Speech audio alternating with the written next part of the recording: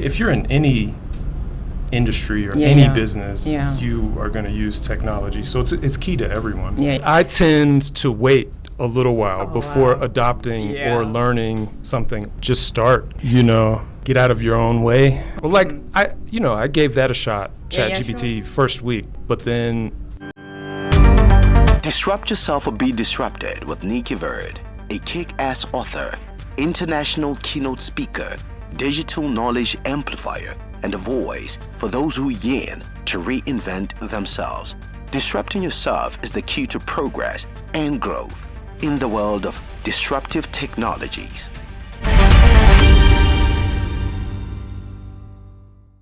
Welcome to another episode of Disrupt Yourself or Be Disrupted podcast.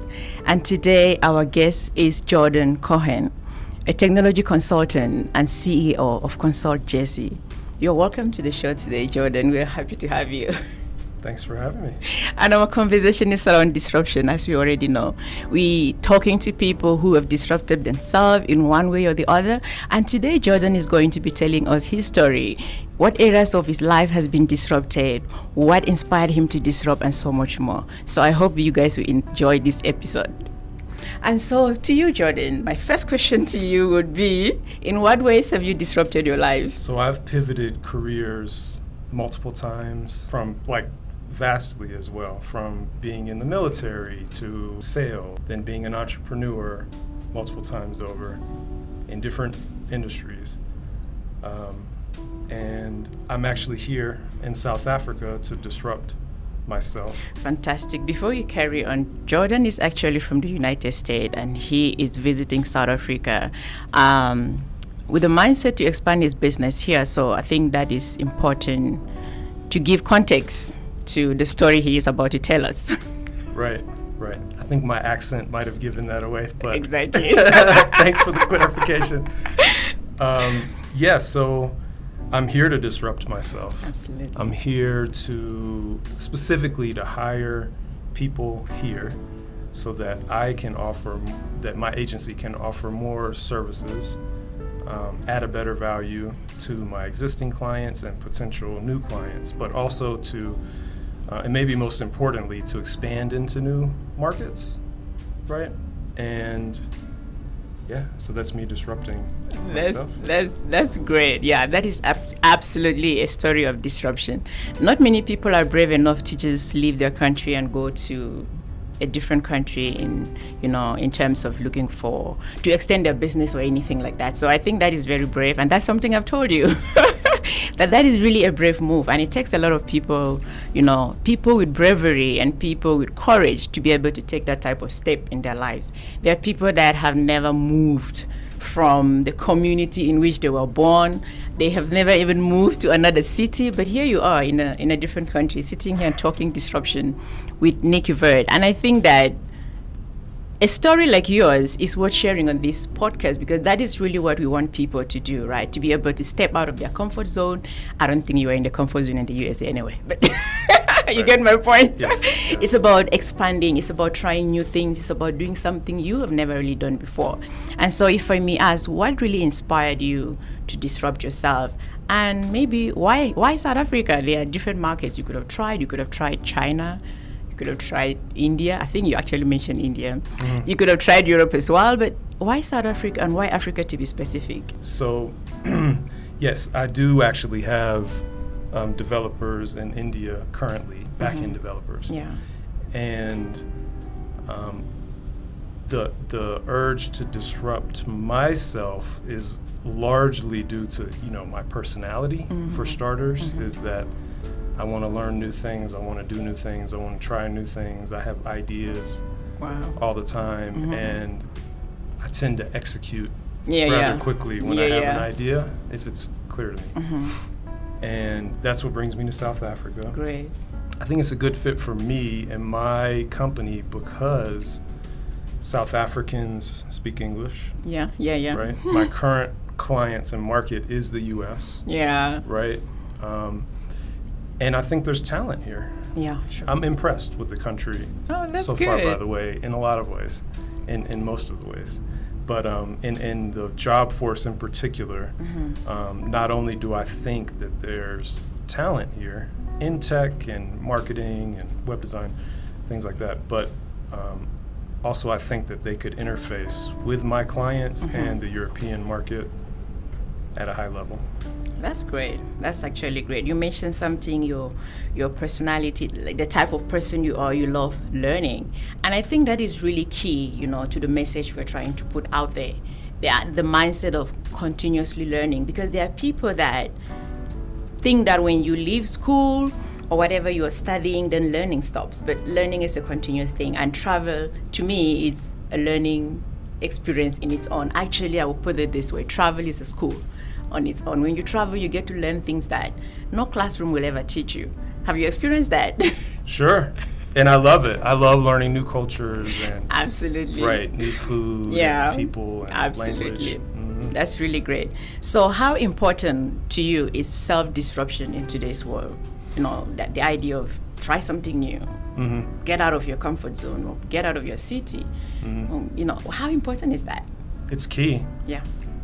I mean, it's key Yeah. with the way, the rapidness that the world is evolving. Absolutely.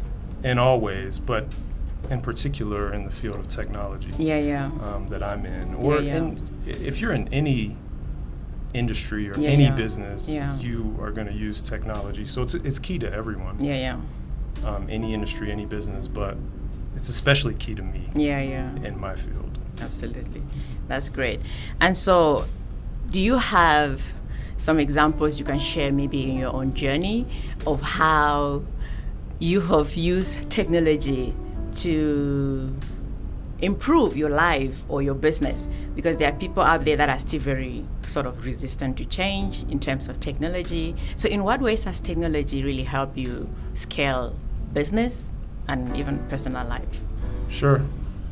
Business, when I identify that me learning a technology would be useful, I do that, or I learn enough about it to then hire someone else to do that.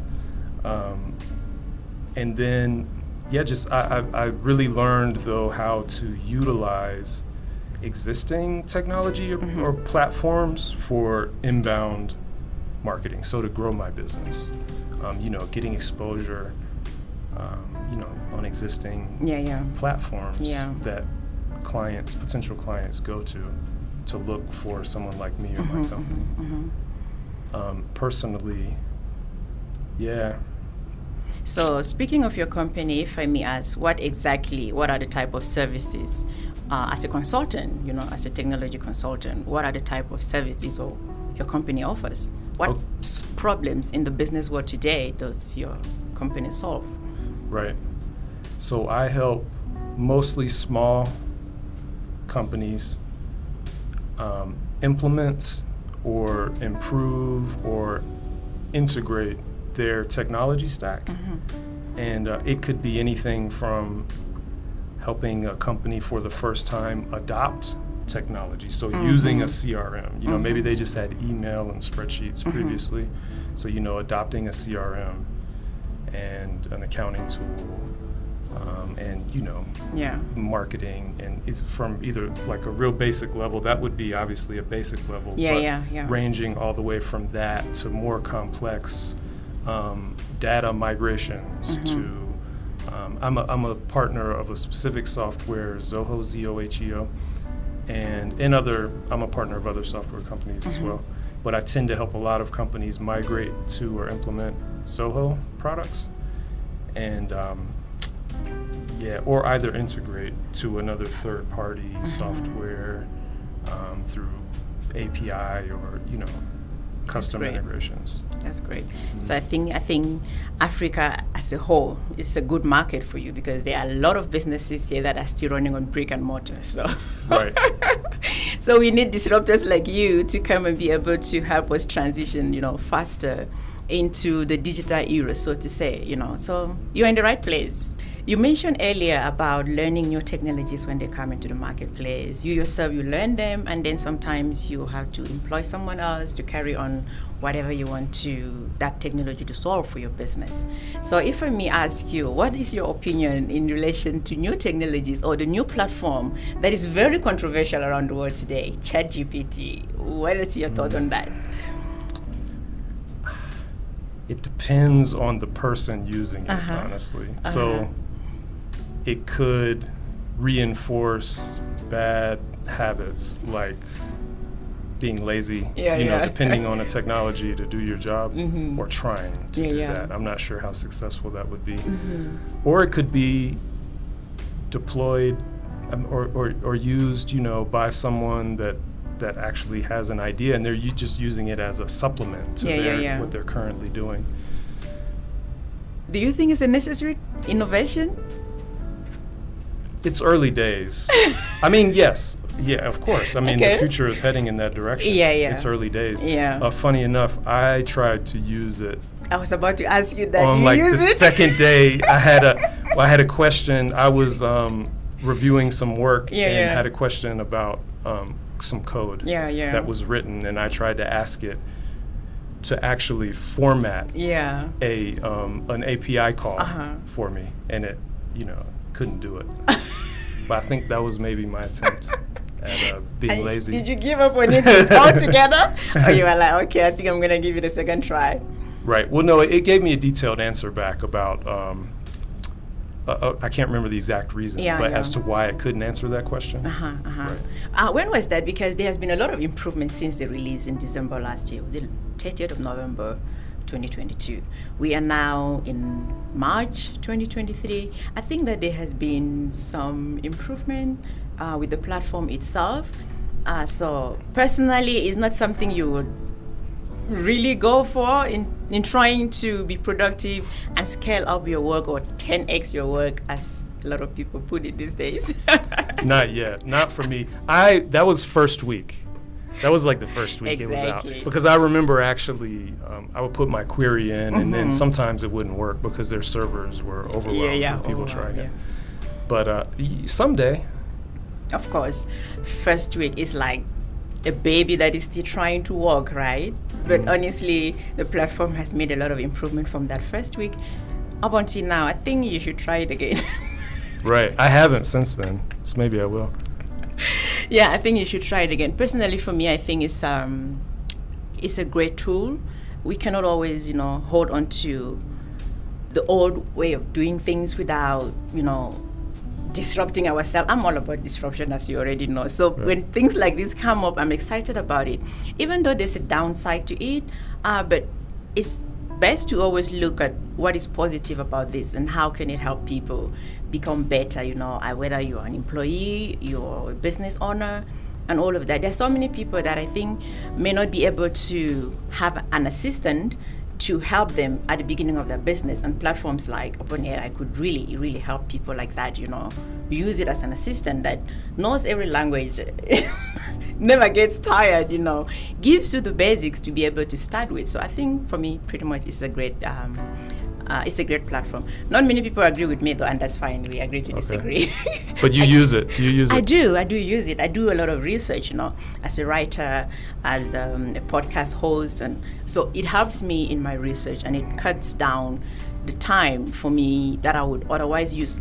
Let's take Google, for example, right? When you ask a question to Google, it gives you millions of options to choose from, right? So, but with ChatGPT or any of the platforms, when you ask a question, it kind of narrows it down and gives you not always exactly what you're looking for, but close to what you're looking for, which cuts down the time you would have spent searching through the internet for that. Some people have a different opinion about that, though, that, hey, it's better to search than to just get the answer.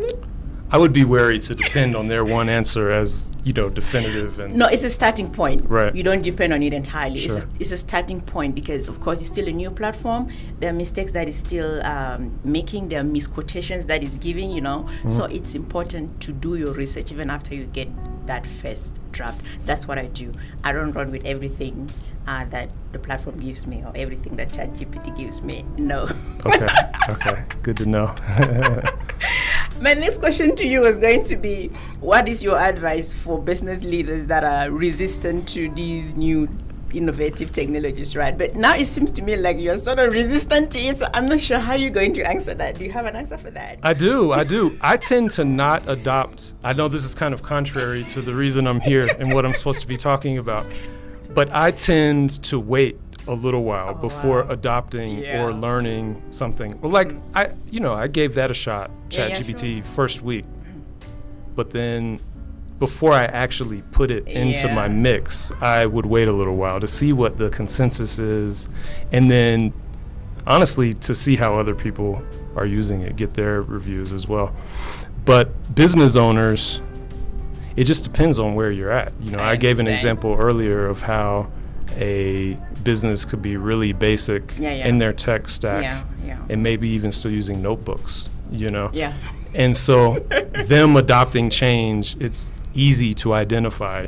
You can change this and you will sell more, or your people will be more efficient, or you'll have more visibility in your business, or you'll pick up efficiencies. People, you'll save man hours. More advanced companies, though, in their technology, I think it's key to hire the right people. Yeah, absolutely. Right, and then people that want to learn new things or have that ability, but then also to promote them to do just that. Invest in them. Yeah. Right. That's great. So there are people that when each technology comes into the marketplace, they jump in first, right? Those are the early adopters. Right. So I can see you fall on the late adopters, which is a good thing because at least you do watch what's happening and then you jump in, which is a good thing, right? So speaking of recruiting the right people, as a consultant, as a business owner, as a CEO yourself, what do you look for when you are, bringing people on board onto your team? Maybe like, what is the top skill you're looking for? For a job candidate? Yes, for a job candidate. Right. So unfortunately, at the job candidate stage, it's tough to gauge the things. I guess they're not skills; they're more soft skills or personality traits that I value or think lead to a good employee. And those are, work ethic, desire to learn, team player. Empathy is a big soft skill that I look for these days because those empathetic people tend to be good team players because they get how other people feel. But on a CV, a resume, as we'd call it in the States,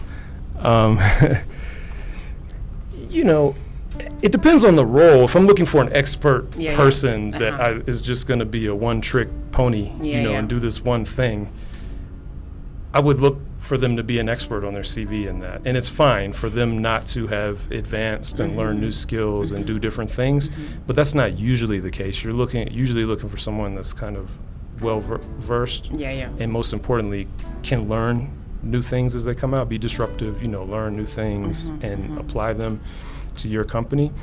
And so, just growth on a CV is important and learning new skills. That's great. I actually love that. Right. And I hope that the people who are watching us or listening to us are paying attention to the type of skills business leaders are looking for in today's world.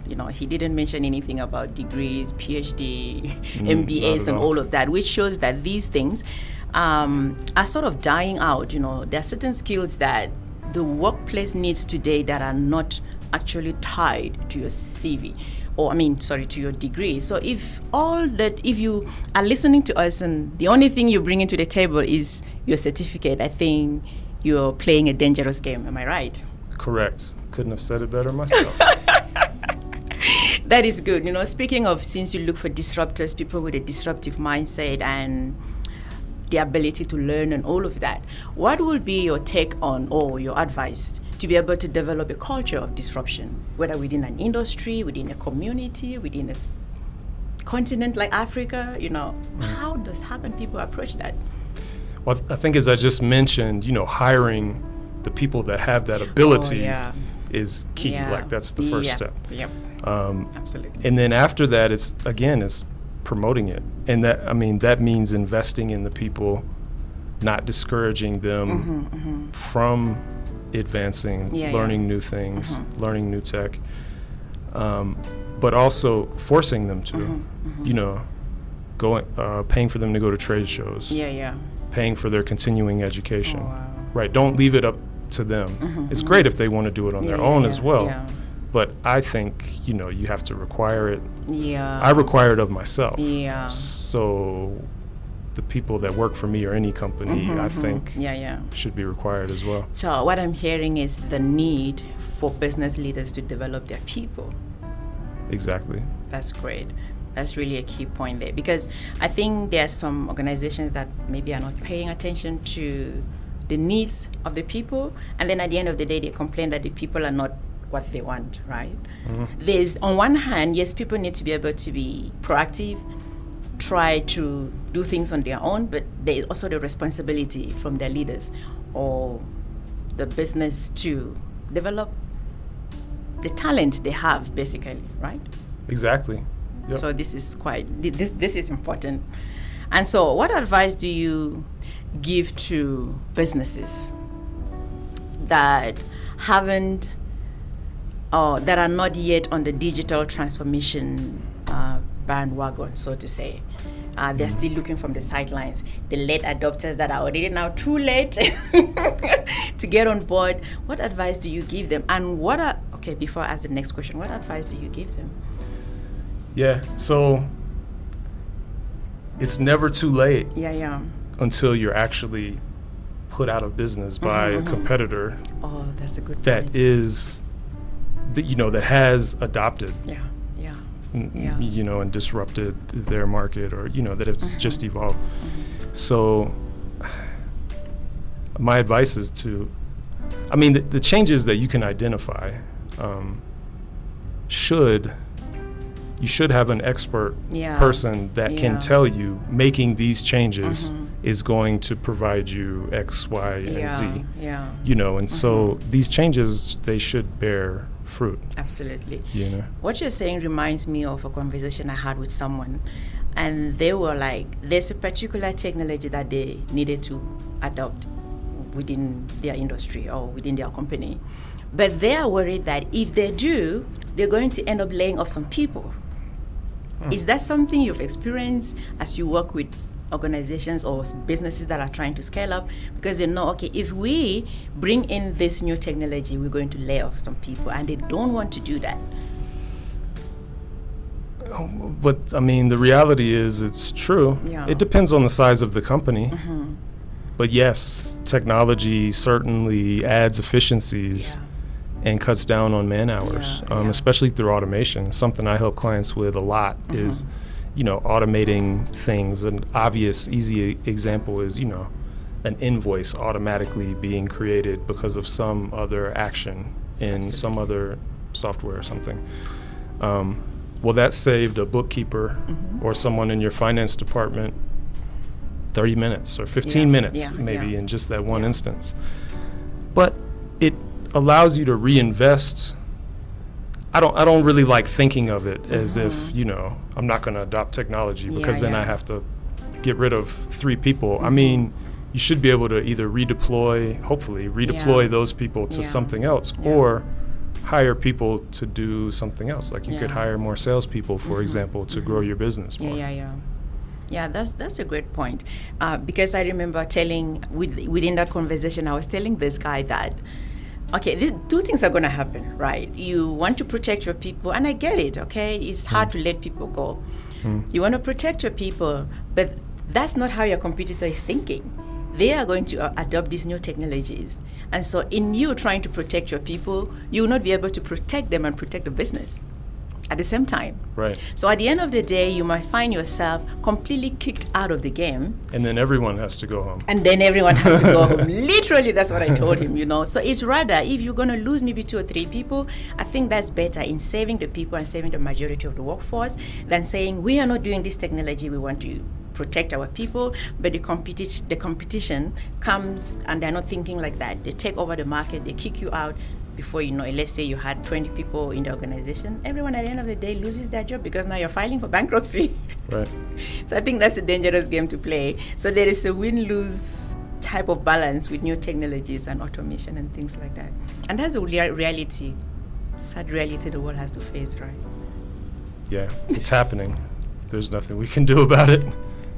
Exactly. So with technology, and this is one of the reasons that people are resistant to it, right? They want to hold on to the old way of doing things, which is quite dangerous, because brick and mortar, especially if you're going to market to the younger generation, they don't do brick and mortar. They are online. They whatever activities they're running is basically online. So if you are not in the digital space and trying to meet them where they are, how are you going to sell to them? Unless maybe your clients are the baby boomers. Right. Which would still benefit from, your company transforming to be more digital friendly. Yeah. Right. That's interesting. So speaking again of disruption, when many people hear of disruption, which is something that I've always spoken about, right? They only think of businesses. But there's a disruption that comes to an individual, to you as a person, which we actually touched on as we started our conversation, right? So people need to disrupt themselves. This comes down to your personal life. This comes down to you asking hard questions about what you're studying in school. This comes down even to, you told me a story, I don't know if you're willing to tell us that story now. You told me a story about even how you use your social media, right? It's quite important how you put yourself out there. You once interviewed someone, and when you went back to check on their social media presence, you weren't quite impressed. And because of that, you had to let them go. Are you willing to tell us that story? Sure. Oh, great. Yeah. Sorry to put you on the no spot. Names. No names, of course. Yeah, we'll be anonymous. So I hired, like in my first week here in South Africa, not hired, I was looking to hire, make a hire, and I interviewed someone, for a marketing position. And after I was loving the person, loving the interaction, felt good energy and vibrations. And went and connected on LinkedIn and checked out another thing, and and it's her professional CV. That's her business, right? It's her business, is their business, is their profile. Yeah. So you mean this was her business, her personal business on her profile? Well, her LinkedIn, even if she's not a business owner, I consider it their business. It's their professional business, right? Get it now. And it, a few typos. It just wasn't up to the standard of that I would expect. And then when I think, okay, if their LinkedIn profile isn't at the top standard, why would they then digital market for me at a top standard? That is so profound. And I hope people are listening, because there are a lot of people that do not really care how their social media presence or what they put out there. And this is not the first story I've heard about a company that we're looking into hiring someone. They actually did great in an interview. And when they checked them out on social media, they were like, nope, sorry, we're not doing this. Right. Sometimes it's the way they present themselves online. Sometimes it's what they're wearing. Sometimes it's the type of pictures they put out there for the world to see, and the company's like, because you become automatically a representation of that company, the face of that company once you work there. And so if your social media is not kind of clean, they don't want to associate with that, I guess. In general, for sure. Yeah. But maybe it's a little unfair that in hiring a digital marketing person, a person that is going to market for me and my company, and then I feel like they haven't executed at a high standard for their own marketing. That's such a great point. So if you are going to market someone else, at least show that you are good at marketing yourself. Yeah, That's what's more important than your own marketing? Wow, now I actually get more to the story. I'm actually learning in the process of you sharing the story again. This is very profound. So this means that when you're putting yourself out there and selling yourself to whoever, could be a business partner, it could be an organization you're trying to work for, the way you present yourself matters online. Certainly. Absolutely. So, Jordan, what would be your final thoughts? We could talk for hours, sit here and discuss disruption, which is my favorite topic, as you already know. Mm-hmm. But what would be your final thoughts, to the people that are watching or listening to us? What would be your final thoughts to them in regards to disruption, trying things new, continuously learning, to stay relevant for the type of world we are living in now? Sure. Just start. Absolutely. Get out of your own way. Oh, yes. I mean, the plan will change. Mm-hmm. You can't have a plan going into learning new technology or looking to disrupt a market. Obviously, you should have an idea, a base point, but just start. Don't worry about it being planned out meticulously, because it's going to evolve. And just using my personal story as an example is when I closed my last company down, I thought that I started a consultancy to be just a general business consultant in the industries that I was an expert in, which was retail, specifically selling apparel and licensed apparel, clothing, to retail chains in the States. I didn't get one job doing that because someone immediately hired me because I had implemented at my company for years this specific software stack. And they needed a business expert who understood business and then could make that software stack match it, complement it.